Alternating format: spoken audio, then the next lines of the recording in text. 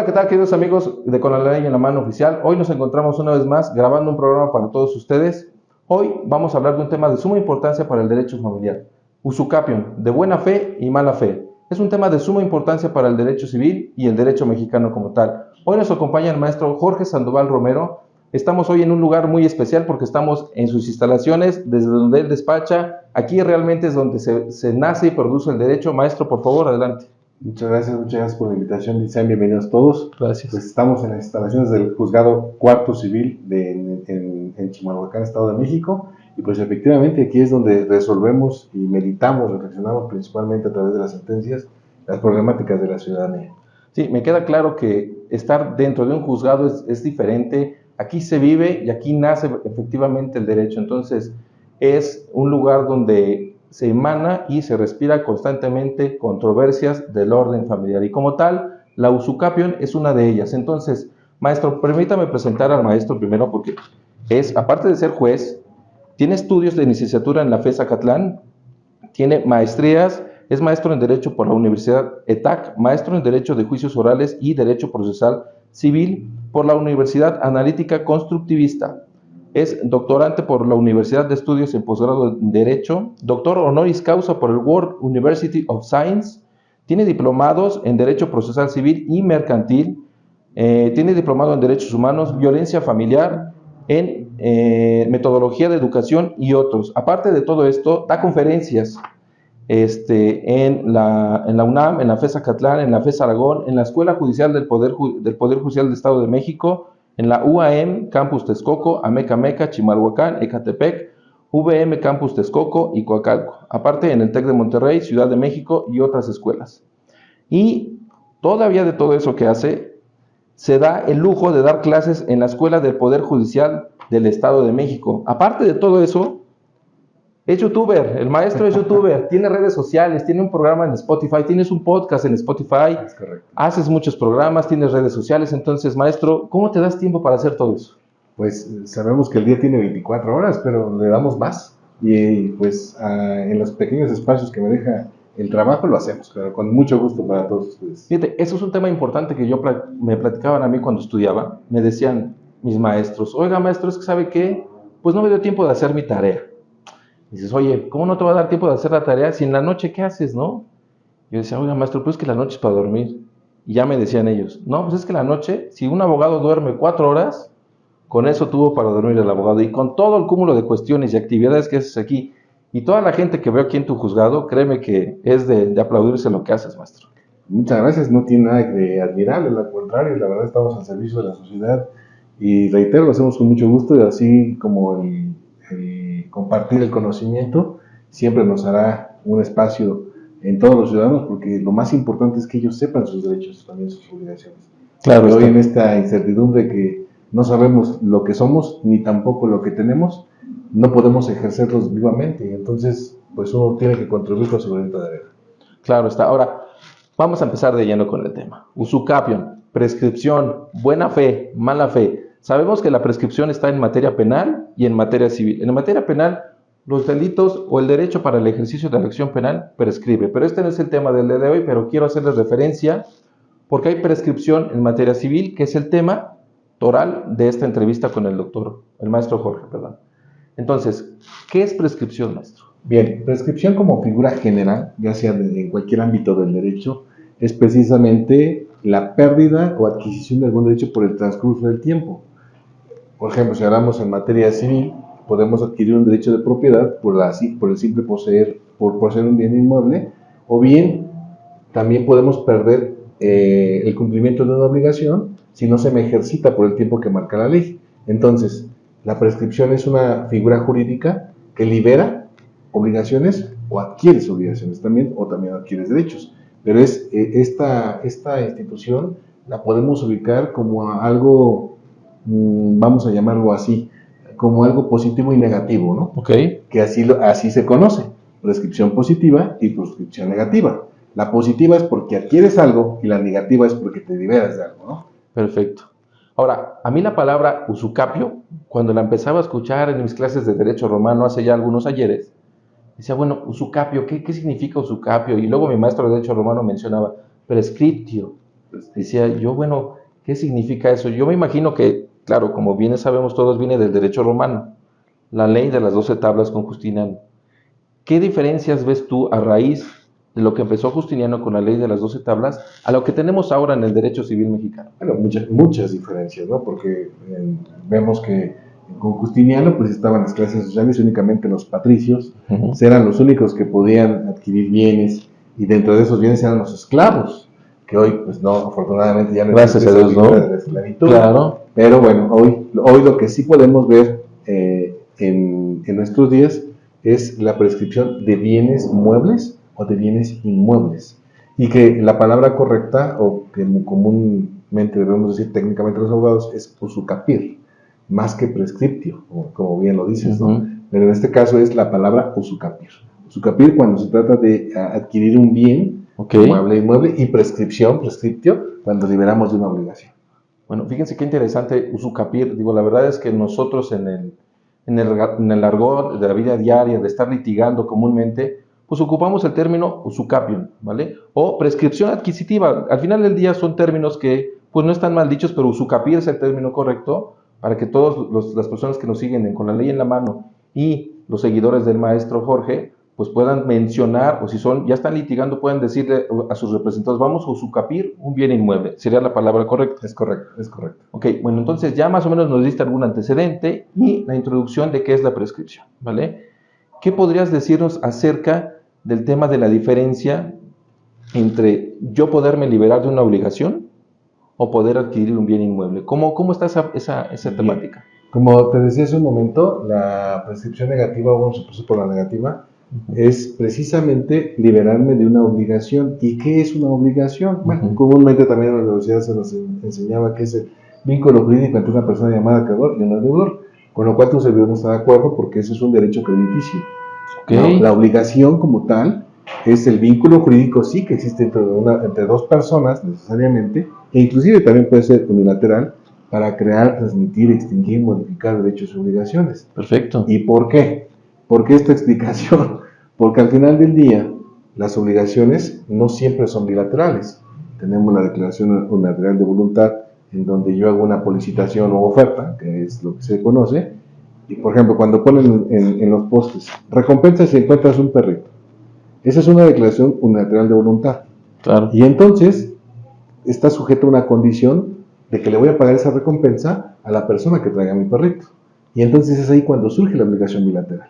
Y en este caso particular, la obligación es precisamente esa transformación de derechos y obligaciones que están de acuerdo dos personas. Necesariamente tienen que estar de acuerdo. Sí, claro. Bueno, entonces, bajo esos lineamientos, la prescripción negativa surge a través de un contrato. Por ejemplo, vamos a suponer que tú me haces favor de prestarme 10,000 pesos, firmamos un contrato de mutuo, porque eso es lo correcto. Claro. Un contrato de mutuo en donde a lo mejor te lo voy a pagar en diciembre de 2023. Tú esperas que yo vaya a tu casa, porque así lo pactamos, que voy a ir a tu casa en 2023, el 31 de diciembre de 2023, a pagarte. Pero ¿qué pasa? A lo mejor yo no voy. Y tú dices, luego viene, y lo dejas pasar 10 años. Estamos ya el 31 de diciembre de 2033. Ok. Y te acuerdas que yo no te he pagado ese dinero que tú me hiciste favor de prestarme. Okay. Y entonces tú me demandas y yo te pongo la excepción de prescripción negativa. ¿Eso qué significa? Que ya pasaron 10 años, porque es la regla general que marcan los códigos, para efecto de que si tú no me exiges el cumplimiento de la obligación, yo quedo liberado. Ya no te puedo pagar. ¿Me explico? Entonces, en eso consiste la prescripción negativa. Y la prescripción positiva, a diferencia de la negativa, no surge de una obligación contractual. Surge de la posesión de un bien, mueble o inmueble, para que yo me convierta en ¿qué? En propietario. Perfecto. Pues miren, yo creo que mayor explicación no pudo haber quedado. Yo no puedo prescribir un bien inmueble si al final del día, pues digo, no puedo haber una prescripción negativa si no pasan esos 10 años, ¿vale? Pero ¿qué pasa con los abogados? Y esto va para todos los colegas que nos siguen.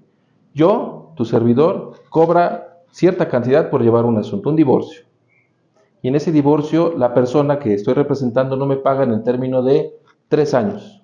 ¿Qué pasaría ahí? Bueno, ahí vamos a ver que es una prestación de servicios y tendremos que sujetarnos a ese plazo de 10 años de manera genérica, porque estamos hablando de un contrato de prestación de servicios. Ok. Entonces, ¿cuándo puedo hacer exigible ese cobro? La ley nos dice que son 10 años. Hay otro periodo de la prescripción negativa de 2 años cuando son prestaciones periódicas. Esto no son prestaciones periódicas. Por ejemplo, y esto que no lo voy a tomar los inquilinos, si en 2 años no me cobra el arrendador rentas, entonces puedo prescribirle, porque la ley me dice que da 2 años sin que te exija el cobro de las rentas. Entonces, si tú sabes que me des 4 años, sí, pero descuéntale 2, por favor, porque ya prescribieron 2. Ojo, tip para todas aquellas personas, pero no lo hagan, por favor. Sí, por favor. Yo creo que lo que podemos hacer es cumplir nuestras obligaciones para vivir en santa paz y en armonía y no estar en problemas de litigio en los juzgados. Ok, ahora, ¿qué es la prescripción positiva o la adquisición de bienes muebles y derechos, sobre todo derechos? ¿Qué podríamos definir en ese tema? Bueno, en ese sentido vamos a decir que la prescripción positiva es la adquisición de un derecho de propiedad. Ok. Porque, permíteme ser un poquito extenso en esta explicación, porque sabemos perfectamente que cuando compramos un bien, celebramos un contrato. Me queda claro que hay contratos verbales, pero eso lo dejaré para una última explicación. Cuando tú celebras o adquieres una casa, un terreno o un vehículo inclusive, necesariamente tienes que celebrar un contrato. Pero hablemos de inmuebles. Tú celebras un contrato de compra-venta. Por dinero, por falta de orientación quizás no tienes el dinero para hacer la escritura, que lo correcto es ir ante el notario público y que se haga la escritura y se inscriba en el registro público. Permíteme hacer un paréntesis. Mucha gente se evita ese tema de la escrituración y ¿qué hacen? Con su sentencia, que ya les da como título de propietario, van y la dejan ahí y dicen, este es mi título de propiedad. ¿Estás de acuerdo? Mucha gente hace esas cuestiones para evitarse el tema de la escrituración. Sí, o sea, la cuestión aquí es que la prescripción, y como tú bien lo dijiste, la sentencia es un título de propiedad, ¿de acuerdo? Y obviamente no tiene el mismo costo que ir ante un notario para que te den la escritura. Nada que ver. Entonces, bajo esos lineamientos, vemos que ese contrato privado, vuelvo a la historia, ese contrato privado de compraventa que tú tienes, necesariamente tienes la necesidad de que, como dice la canción, que sepan todos, porque ese es uno de los efectos en el registro público, claro, que todos sepan, que se dé publicidad, que tú eres el dueño de esa casa. ¿Y cómo le vas a dar efectos de publicidad? A través de la inscripción en el registro público. Bueno, como no tienes dinero para poder escriturar ese bien inmueble, haces un procedimiento de usucapión. Y aquí estaríamos en presencia de una usucapión de buena fe. Ahorita vamos a explicar la distinción. ¿Por qué? Porque, bueno, tú adquiriste de una persona que te dijo ser el propietario, que te lo justificó y que, bueno, pues al final del día tú puedes, después de 5 años de celebrado ese contrato, convertirte en propietario. Pero también deben de saber nuestros amigos que si esta persona que te está vendiendo a lo mejor tiene 3 años y tú en 2 años dices, pues en 2 años puedo prescribir, sí, no necesitas esperarte los 5 años. ¿Por qué? Porque la ley dice, yo puedo hacer mía la posesión de mi causante. Y entonces, en este caso particular, tú puedes prescribir haciendo tuya la posesión de quien te está vendiendo, necesariamente. Ahora, si ya tienes más de 5 años, que es el clásico ejemplo, bueno, pues ya no necesitas hacer tuya la posesión de tu causante. Claro. Simplemente haces tu usucapión de buena fe y en este caso particular va a proceder y esa sentencia se convierte en un título de propiedad que se inscribe en el registro público y automáticamente ya diste esa publicidad a todo el mundo, ¿no? Pues yo creo que no hay mayor publicidad que hacer tu registro en el registro público de la propiedad. Vaya lo repetitivo de la palabra, pero como bien lo mencionas, hay que hacer las cosas bien, queridos amigos y colegas, sobre todo a nuestros amigos, colegas, abogados. Hay que sugerirle siempre a nuestros representados que hagamos ese último paso. A lo mejor es un paso administrativo y un paso oneroso para nuestros clientes, pero al final del día, si queremos darle esa certeza y esa seguridad para que nuestros representados puedan defender sus derechos frente a terceros, yo creo que hacer el registro, la inscripción en el registro público de la propiedad es lo mejor, es innegable. Queridos amigos, vamos a hacer una pequeña pausa y enseguida volvemos con más temas para que el maestro Jorge nos los aclare, ¿vale? Nos vemos en un momento.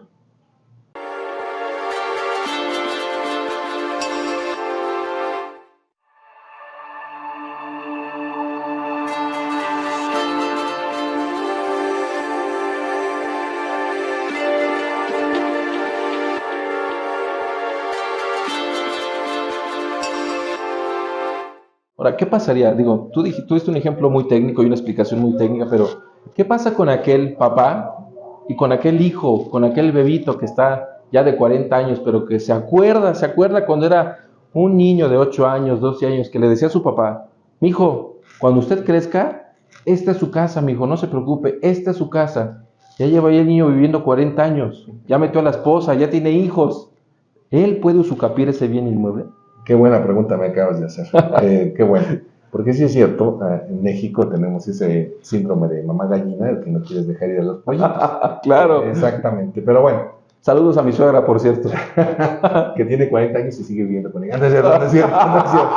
Bueno, en este caso particular, ese dicho que acabas de decir es un dicho popular y esto no significa absolutamente nada porque al final del día nada más es una retórica en la cual los papás nos dicen, hijo, esta es tu casa. Sí, pero no puedes venderla, no puedes hipotecarla, no puedes rentarla y no puedes hacer absolutamente nada si no dan los consentimientos, los consentimientos correspondientes, los progenitores. Ahora, la pregunta que nos tendremos que hacer, ¿yo qué clase de posesión tengo ahí en esa casa? Bueno, es una posesión precaria porque es un simple detentador.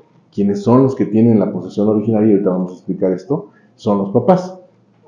También debemos explicar esto, qué es la posesión originaria, qué es la posesión derivada y qué es la posesión precaria. Rápidamente, la posesión originaria la tienen todos aquellos que tienen el carácter de propietario. La posesión derivada, aquellas personas que se les concede el uso y disfrute de un bien, sea a título gratuito, a título oneroso. Me refiero a quién, a los comodatarios o los arrendatarios. Y la precaria es cuando aquella persona simplemente detenta una cosa, no como propietario, no como arrendador, sino simplemente porque te encargo que cuides mi bien y simplemente cumples con una situación de esta naturaleza, o bien hay una relación personal entre nosotros que a raíz de o que eres que eres mi hijo, por obvias razones vas a vivir en mi casa. Claro. Y también, ya por último, para que quede claro, también la esposa. Y aquí vamos a tocar un punto muy, muy delicado en derecho familiar, porque muchas de las veces, y me voy a referir principalmente a las concubinas y a la separación de bienes, cuando un varón, vamos a presumir, antes de casarse o juntarse, porque así dicen en México, juntarse, tiene una casa y lleva a su mujer a vivir esa casa. Y también, obviamente, como la tradición romana decía, mujer, aquí tú es tu casa y aquí tú mandas y aquí tú decides. Pero bueno, ya, cuando se pelean, ahí se acaba el dicho. Ahí ¿no? se acaba el dicho, claro. Entonces, el esposo le dice, ¿sabes qué? Pues ya le llegas porque ya te vas de aquí, ya no es tu casa. Entonces la señora dice, no, tú dijiste que era mi casa. Sí, pero ¿qué crees? Es simplemente una posesión precaria porque no puedes ni tienes el carácter de propietaria porque no tienes una causa generadora de la posesión. Entonces, las esposas no podrían usucapir esa situación o las concubinas usucapir porque llevo viviendo con él 20 años. Pues no, definitivamente que no. Entonces, pues perdón por la explicación tan larga, pero tenía que hacerlo. Pero tiene que hacerse porque es una realidad que, como bien lo mencionaste, mamá gallina no deja salir a los hijos y nos tiene ahí, y pues, ni modo, usted dijo que era mi casa y ahora es mi casa, ¿no? Exacto. Entonces, yo creo que la explicación no pudo haber quedado más clara, digo, fue un breve chascarrillo para todos ustedes que nos siguen, pero yo creo que el maestro Jorge está dando una explicación tal vez muy aterrizada, pero recuerden ustedes que hay elementos muy técnicos en el derecho. El maestro ha repetido en muchas ocasiones una causa generadora, un justo título, que más tarde lo vamos a tratar de explicar, el maestro va a tratar de explicarlo de una manera muy sencilla para que todos ustedes nos entiendan, ¿vale? Pero ahora sí nos vamos a meter a la carnita, a la parte medular de la prescripción. Como en la teoría del delito, en materia penal, hay unos elementos que se deben configurar para que se configure o se detente la comisión de un hecho ilícito, de un delito, ¿vale? En la prescripción, ¿qué tipo de elementos deben de existir para que se pueda dar esa prescripción positiva? Bien, el primer elemento, como ya nos había dicho, es tener el carácter de propietario.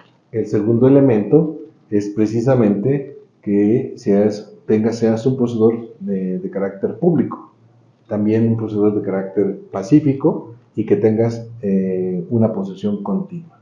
Entonces tenemos 4 elementos: propietario, posesión continua, pacífica y públicamente. Con esos requisitos, si tú los colmas, vas a poder convertirte en propietario. Y me voy a meter un poquito en lo que decías para que quede más que claro, la dichosa causa generadora de la posesión. Claro. Bueno, la dichosa causa generadora de la posesión, vamos a llamarlo como el elemento subjetivo de toda aquella persona que sabe que es propietaria de un bien. Sabemos que cuando nos sentimos dueños de las cosas, pues las regalamos, las rompemos o hacemos lo que queremos con ellas. Al final del día decimos, son mis cosas y luego con ellas lo que yo quiera. Pero para que tengas ese elemento subjetivo que tienes que saber y sentirte, como dicen los romanos, con el animus domini, de ser dominador de la cosa. Si no tienes ese animus domini, no vas a poder disponer de las cosas que son tuyas. Ahora, nos metemos en 3 características que tiene un propietario, que puede abusar, puede disfrutar y puede gozar de la cosa. Esas son las 3 características. Si tú tienes estas 3 características y le abonas esta causa generada de la posesión, que es, por ejemplo, porque yo lo compré, porque me lo regalaron, porque hubo una permuta, porque me lo pagaron, bueno, entonces sí hay un acto prerrogativo de dominio. Esa es la causa generada en la posesión. Ahora, ¿cómo lo vas a materializar o aterrizar en el mundo fáctico? Bueno, pues dice el dicho popular, papelito habla. Claro. Tienes que tener un documento que diga, Jorge Sandoval es propietario de la casa X, o Jorge Sandoval se convirtió propietario por una donación. Esa es el justo título, y la causa generadora es, ok, como soy dueño, tengo justo título y puedo llevar a cabo la usucapión positiva. ¿De acuerdo? Perfecto. Yo creo que, el maestro Jorge hace todo lo posible, lo entiendo, para que todos nuestros seguidores, todas las personas que tienen este tema o tengan algún asunto de usucapir, por favor, lo tengan en mente, ¿vale? Entonces, vamos a entrar a un elemento, porque acabas de mencionar pública, pacífica, de buena fe. Entonces, si yo adquiero un bien inmueble para poder prescribirlo de manera positiva, el elemento público quiere decir que yo ando publicando en el Facebook, subo en YouTube, subo Reels en Facebook y les digo a todos, hola a todos, estoy en mi casa ubicada en Iztapalapa, de México para el mundo. ¿De eso significa el tema público? No, te faltó decir Los Ángeles Azules. No es cierto, no es cierto. No es cierto. Bueno, perdón, como dices, es un chascarrillo nada más para que no se pongan... Sí, no se pongan nerviosos, no se estresen. El elemento público se refiere, volvemos a la canción, que sepan todos que soy el propietario. Pero esto se refiere a cuestiones fácticas de que tus vecinos, las autoridades, sepan perfectamente que te has convertido o tú eres el dueño. Porque me podrás decir, oye, pues sí salgo de mi casa de Iztapalapa o de donde tú gustes y mandes, de Chimalhuacán, todos los días de un inmueble. Los demás, ¿qué podemos pensar? Pues sí, a lo mejor es el dueño, pero realmente no sabemos si eres el inquilino, te encargaron o de verdaderamente eres el propietario. Claro. Entonces, ¿cómo lo vamos a hacer público? Bueno, público es porque la primera regla que tenemos que aplicar, y que creo que se nos ha olvidado mencionar, es que la posesión presume la propiedad. Okay, partimos de ese vertiente en cuanto a que, bueno, si yo lo veo salir todos los días de esa casa, pues presumo que es el propietario. La posesión porque lo está poseyendo. No sé realmente. Ahora, ¿cómo nos vamos a enterar? No a través del Facebook, porque eso es una buena mecánica, pero sí, por ejemplo, a los vecinos que saben, oye, pues sabes que soy el propietario, vamos a pagar los impuestos, vamos juntos, y bueno, pues tú me ves construyendo, ampliando la casa, vamos a sacar las licencias de construcción y pones documentos a la fuera de tu casa para que, mira, fíjate, ahí dice que Jorge Sandoval es el propietario. Bueno, él lo dice. Y bueno, hay documentos públicos que el ayuntamiento o la alcaldía lo avala. Bueno, eso es público. Y también que la gente dice, bueno, yo lo veo salir y presumo que es el propietario. Eso es lo público. Eso es lo público, perfecto. Ahora, tú mencionas continuo, ¿vale? A mí, yo he escuchado en muchas situaciones que estoy en los juzgados a veces, pues, checando acuerdos o en alguna audiencia, y escucho otras conversaciones que tienen otros abogados con sus clientes y dicen, es que licenciado, yo ya quiero meter el juicio por prescripción positiva o negativa, en dado caso, ¿no? Porque tengo una posesión continua, no me he salido del bien inmueble por más de 15 años, siempre he estado ahí, siempre he vivido ahí. Yo tengo entendido que para que sea continua quiere decir que el legítimo propietario no ejerza alguna acción jurisdiccional para poder detentar que él es el legítimo propietario. Si nos pudieras ahondar más en ese tema. Es correcto, no estás tan mal. Es decir, sí, El continuo es tener esa posesión por el tiempo que exige la ley. Vamos a tomar 5 años, que es la de buena fe. Bueno, en esos 5 años no tienes que abandonar la posesión, pero que no entendamos ese abandonar la posesión porque te fuiste de vacaciones, porque a lo mejor te fuiste de fiesta y no llegaste en 3 días. Eso no es abandonar la posesión. Abandonar la posesión significa abandonarla por más de 6 meses. Entonces, si tú abandonas la posesión por más de 6 meses, ya no es continua. ¿Me explico? Esa continuidad tiene que darse durante 5 años sin que esto implique que no te salgas de tu casa en 5 años. Eso no lo entiendan, porque hay gente drástica que dice, entonces no me salgo de mi casa en 5 años. No, eso no es. Es simple y llanamente que nadie, más bien que tú, no abandones la posesión, porque esa es una sanción que se pone a aquel que deja o abandona el bien inmueble. Me voy a explicar por qué esto del abandono, por qué es una sanción. ¿Qué pasa? Y me voy a meter un poquito con la mala fe. ¿Qué pasaría si yo agarro y me meto con un contrato falso a la casa del licenciado y ahí me pongo a vivir ininterrumpidamente, vamos a ponerlo así, Claro. que es de manera continua? Como es de mala fe, tengo 10 años. ¿Él qué está haciendo si no viene y dice, oye Jorge, salte de mi casa, oye, te presenté una denuncia penal, oye, te presenté un juicio reivindicatorio? Bueno, si él no hace nada, la ley dice, oye, tú no hiciste nada por sacarlo, entonces te sanciono con la pérdida de la posesión, aun cuando aunque yo tenga un contrato falso, ¿sí? Por eso se llama mala fe. Claro. Yo tengo un contrato falso y tú no hiciste nada, bueno, abandonaste. Y lo permitiste que continuamente se ostentara como propietario. Entonces es tu culpa. Bueno, es una sanción. Entonces, esto de la continuidad, espero haberme explicado cómo ves. Yo creo que lo entendimos todos, aquí todos los que estamos presentes, lo entendimos perfecto. Yo creo que ustedes que nos estén siguiendo vía redes sociales y en YouTube, yo creo que lo entendieron muy claro. Ahora, pacífico, ¿vale? ¿Qué significa pacífico? Que yo voy con mis vecinos ahí en Iztapalapa, les invito a las cervezas los fines de semana y soy buena onda y siempre voy amor y paz con todos mis vecinos. ¿Eso es pacífico? ¿O qué sería el término pacífico? Porque a lo mejor son temas o palabras muy sencillas, pacífico, continuo, público, pero son elementos muy técnicos. Sí. Mira, van muy de la mano lo pacífico con lo continuo. ¿Por qué? Porque al final del día, como tú bien lo dijiste al inicio de tu intervención, de que qué tal si el dueño no va y no me molesta. Bueno, esto significa que si tú no vas y no me molestas, estoy pacíficamente porque ahora sí que a nadie molesta mi posesión. Entonces, si tú no ejercitas nada en mi contra, un tercero, una autoridad o algo así por el estilo, entonces mi posesión es pacífica. No se trata de que yo salga bélicamente a decir, que me ven. Eso tampoco. Claro, no, porque eso no lo es. Pacífico es que a ti nadie te moleste, ni nadie te perturbe en la posesión. Ahora, vamos a poner un ejemplo, porque aquí vamos a aclarar esto. ¿Qué tal si tú vienes y me dices, oye, yo soy el legítimo dueño y me desposeíste y me presentas una denuncia penal por despojo o una acción reivindicatoria? Pero si por X, Y o Z lo pierdes el juicio y yo soy inocente, no se interrumpe mi posesión. ¿Me explico? Qué interesante ese tema. ¿Sí? No se interrumpe mi posesión. Si salgo absuelto, si obviamente si salgo condenado, pues sabemos todos el resultado. Ya, vamos, me van a sacar, sí, claro. Y se interrumpe esa posesión. Esto, por eso te digo que va muy de la mano, lo continuo con lo pacífico. Entonces, en este caso particular, mientras no haya alguien que esté inconforme con mi posesión, entonces yo estoy en forma continua y también pacífica. ¿Me explico? Entonces eso es lo que se refiere a pacífico, el que nadie me interrumpa en mi posesión a través de un juicio o autoridad que venga y dice, ¿sabes qué? Pues tienes que salir. Bueno, pero si pierden ellos el asunto, no se interrumpe el tiempo.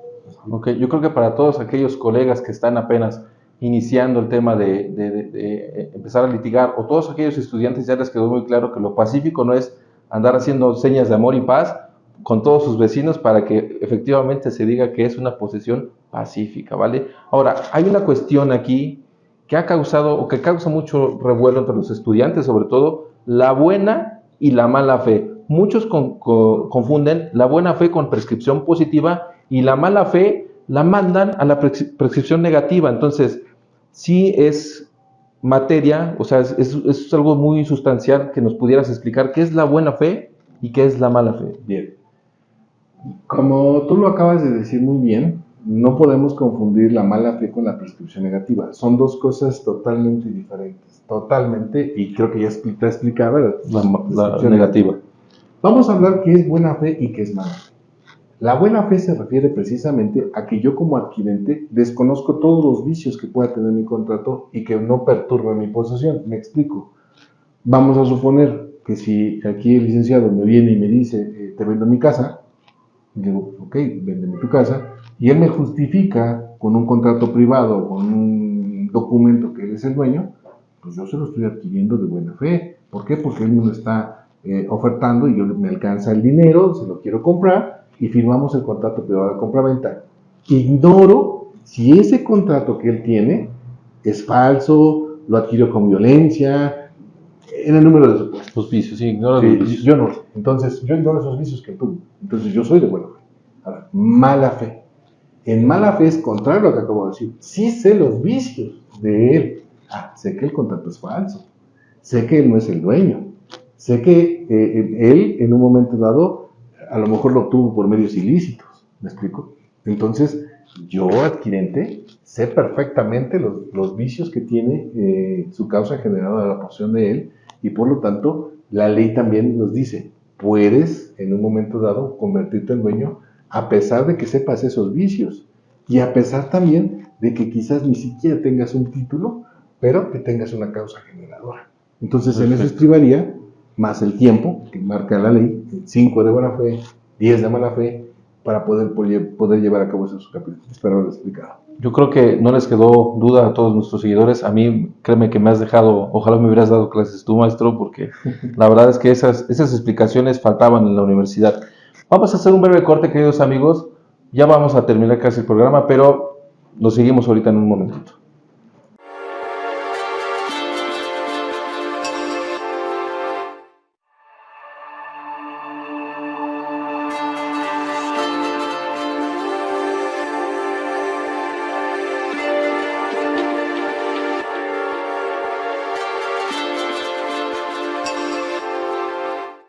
Hola, ¿qué tal, queridas amigas y amigos de Con la Ley en la Mano Oficial y a todos nuestros amigos que nos siguen por Innovando Medios? Estamos de regreso otra vez con el maestro Jorge Sandoval, juez en materia civil del Juzgado Cuarto en Chimalhuacán. Ya estamos por terminar el programa, maestro. La verdad es que nos has dado una cátedra de lo que es usucapión y de términos en materia civil, ¿vale? Pero hay un tema que a mí me causa mucha inquietud y te lo voy a decir. La posesión con violencia en la Ciudad de México. Dice... Yo puedo poseer con violencia 10 años un inmueble o 5 años un bien mueble. Con violencia, eso lo dice textual el Código Civil de la Ciudad de México. ¿Qué para tú qué opinas con el término violencia? ¿Qué para ti podría ser el término violencia? Porque violencia puede ser todo. Bien, en este caso específico, primero déjame aclararte que en el Estado de México eso no se encuentra previsto ni tampoco poder escapar por medio de un delito. Ok, esa es otra cuestión. Ahora, contestando a tu pregunta, violencia viene del latín violentia, que significa ejercicio del poder o sometimiento a otro de mi voluntad. Hoy sabemos que violencia tiene muchas expresiones o muchas modalidades. Por ejemplo, está la violencia psicológica, está la violencia física, está la económica y está la sexual. Entonces, y dentro de esto tenemos modalidades. ¿Cuáles son las modalidades? La violencia familiar, la violencia política, la violencia institucional. Bueno, la pregunta sería, ¿qué clase de violencia me va a permitir a mí llevar a cabo uso usucapión para interpretar este precepto del Código Civil de la Ciudad de México? Si va a ser física, implicaría que tendría que tener secuestrada a la persona para que yo lo posea, tendría que estar hipnotizada o amedrentada a la persona para que te metes conmigo y te mueres. Sexual, pues creo que ahí no cabría esa situación. No, creo que no. Económica, pues a lo mejor porque lo puedo volver con una pistola como lo venden 5 pesos, posiblemente. Bueno, pero aún así no lo creo. Creo que cabría aquí únicamente lo que sería la violencia pues, la violencia física o psicológica en un momento dado. Pero aún así vamos a revertir con otra pregunta. La Corte ha dicho siempre que necesitas una causa generadora de la posesión, y la violencia no es una causa generadora de la posesión. Ni la comisión de una ni la conducta comisión delictiva. de un delito tampoco es una causa generadora de la posesión. Entonces, Entonces, necesariamente tendríamos que ustedes, como buenos estudiantes de Derecho, dar esa respuesta. Porque entonces, ¿cuál sería la causa generadora de la posesión? Ir ante un juez y decir, oye, es que lo tengo amedrentado desde hace 10 años y estoy poseyendo un inmueble y por eso no se mete conmigo. O lo tengo secuestrado porque ya vemos una conducta ilícita y ahí ha estado conmigo 10 años, ¿no? Ya creamos el síndrome de Estocolmo, ¿cierto? y aparte poder definir cuándo termina la violencia, ¿no? O sea, a partir de cuándo termina la violencia, y ahí empiezan a correr mis 10 años de mala fe. Ahora, el Código Civil dice textual en el artículo 1115, maestro, 1155, perdón, dice, que se puede adquirir por medio de la comisión de un delito si a partir de la fecha en que haya quedado extinguida la pena o prescrita la acción penal, se considera que la posesión es de mala fe.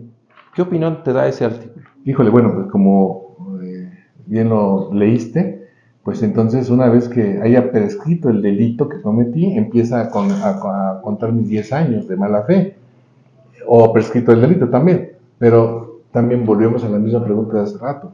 La causa generada de la posesión es la conducta delictiva. Aquí creo que estaría un poquito más claro.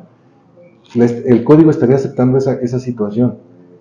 Prescribe el delito o la conducta delictiva, cesa, o así lo entendí, creo, son 10 años. 10 años. Entonces, yo podría decir, es que lo tuve secuestrado 10 años.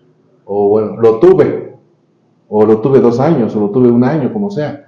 Y a partir de ahí cuentan mis 10 años y esa sería mi causa generada de la posesión, pues rompería con lo que acabamos de decir hace un momento, con la cuestión subjetiva y objetiva. Con todo lo que acabamos de hablar, ¿estás de acuerdo? Ahora, a mí se me hace muy extraño que somos entidades hermanas, porque realmente nada más nos separa una avenida, Ciudad de México con Estado de México. Estamos a hora y media de la división que hay, división territorial, pero la verdad es que somos un solo país, ¿vale? Somos una sola nación.